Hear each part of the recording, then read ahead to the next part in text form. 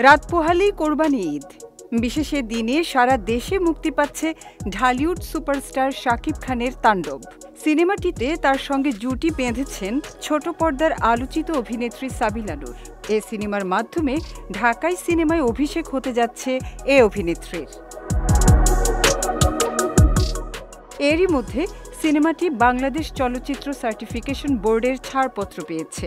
এরপর প্রযোজনা সংস্থা দিল বড় সুখবর। প্রযোজনা সংস্থা জানিয়েছে ১৩০ হলে মুক্তি পাচ্ছে তাণ্ডব। এ সংখ্যা আরও বাড়তে পারে বলেও আশাবাদী সংশ্লিষ্টরা।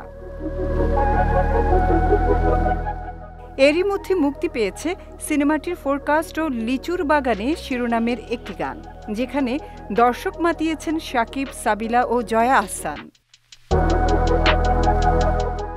এদিকে সম্প্রতি একটি অনুষ্ঠানে তাণ্ডব সিনেমা দর্শকের মনে তাণ্ডব তুলবে বলে উল্লেখ করে নির্মাতা রায়হান রাফির প্রশংসা করে শাকিব বলেন, রাফি খুব গুছিয়ে কাজ করে, তার প্রি প্রোডাকশন অনেক ভালো।